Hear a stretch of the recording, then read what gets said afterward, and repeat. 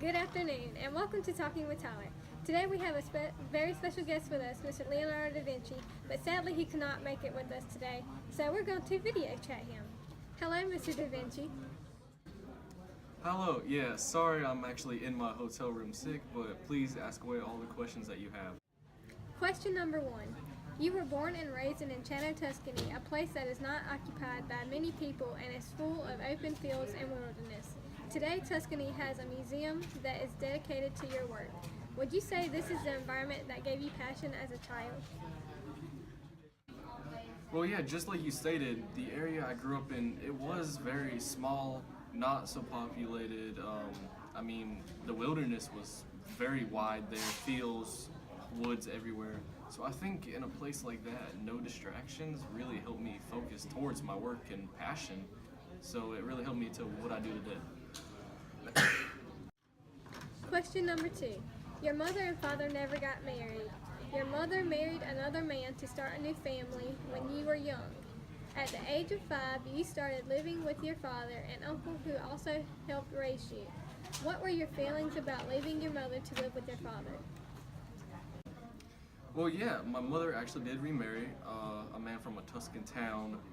My father did end up buying her as a slave, though, at one point, so they never really had a relationship like many other parents. Living with my father and my uncle, though, was a little complicated because my uncle really had his own reasons for me to do my work and my free thinking. He would sell the stuff I'd make for his own benefit. Question number 3. Many people started to believe that the person in your most famous portrait, the Mona Lisa, was not Lisa del Gioconda because you did not give the portrait to the Gioconda family. Some believe that it was the face of Princess Isabella of Naples. Others believe that it was the face of your mother or maybe even the face of a man. Who was the real person sitting for your portrait? Yeah, there are a lot of rumors and ideas of who is in the painting of my most famous work, the Mona Lisa. But I'd have to say, I don't really want to tell you, but it is a very important lady in my life, and it wasn't me or the families that I painted it for. Question number 4.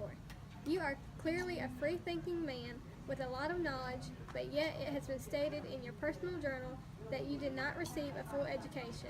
That when you were 12 years old, you moved to Florence and came about an apprenticeship under Andrea Verrocchio. Is this the time in your life where you were fully pushed to your potential?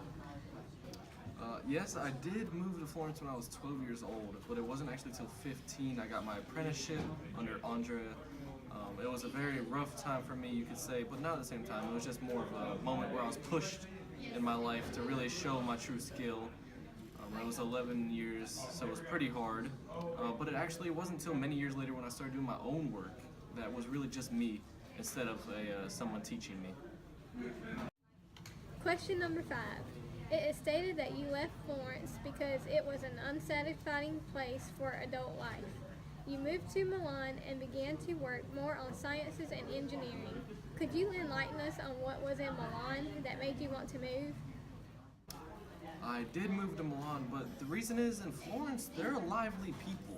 They didn't really think about the ideas of theories and extraterrestrial maybe, or engineering. They were more interested in dance, music, art, you know? So it was just something I had to move for science, architecture, and the pursuit of advancement in the field of sciences. Question number 6. Leonardo, in 1482, you started your very first piece of work, the Adoration of the Magi. You did not finish this painting because you moved to Milan to work for the Sforza clan. You served mostly as a sculptor for the clan. What do you have the most passion for, painting or sculpting, and why? The Adoration of Magi was a painting I did for the monastery of San Donato. I left Florence and moved to Milan because I was offered more for the clan, working for them, than the monks offered for the paintings. So I have more of a passion for painting, though, I would say, and I've done more paintings than sculptures, so I know them a lot more. Question number 7. You are a profound artist, engineer, and scientist. You have created sketches for many different machines, such as a bicycle, submarine, helicopter, and a military tank. Would you say that your designs played a role in shaping you into the philosopher you are today? I definitely believe that my designs definitely shaped me into the philosopher I am today. Philosophy was, to me and many other followers through, is mainly the game of thinking ahead, you know? So when I would come up with these plans and ideas and visions I had, that one day they'd become real. And then again, you always have to know that things could turn out differently than perfect, but you gotta think ahead on it. Question number 8. Mr. Da Vinci, you were challenged to build the largest equestrian statue by the Duke of Milan. This statue was in honor of the Duke's father, Francesco.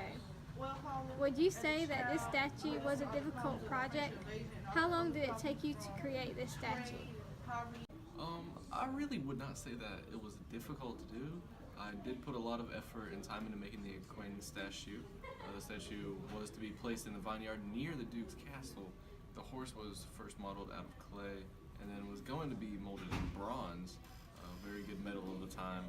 But the queen itself was about 24 feet, I would say, and the French did come to Milan though in 1499 and they started to use the clay model and the horse as a target, sadly, during the war with their arrows, and it was later destroyed. And I didn't just try to resculpt it just because how long it took in the war.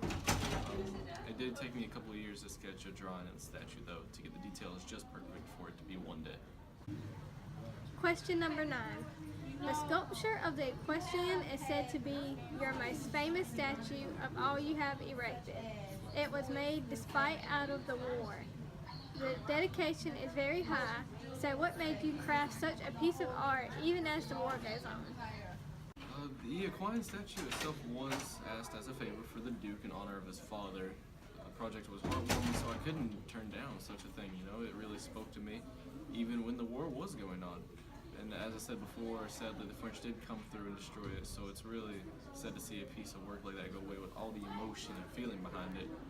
But at the end of the day though, I guess it was just a blob of clay. But I know that it was rebuilt though, out of bronze, like it was supposed to be, so it's good to see that the work and the legacy was continued. Question number 10.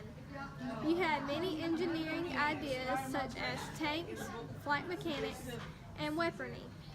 Based on what you see today, the machines we have constructed, are you able to comprehend that your so long ago ideas have become a reality? I feel the ideas I had so long ago were only the beginning layers for today's engineering, really, and engineers in general.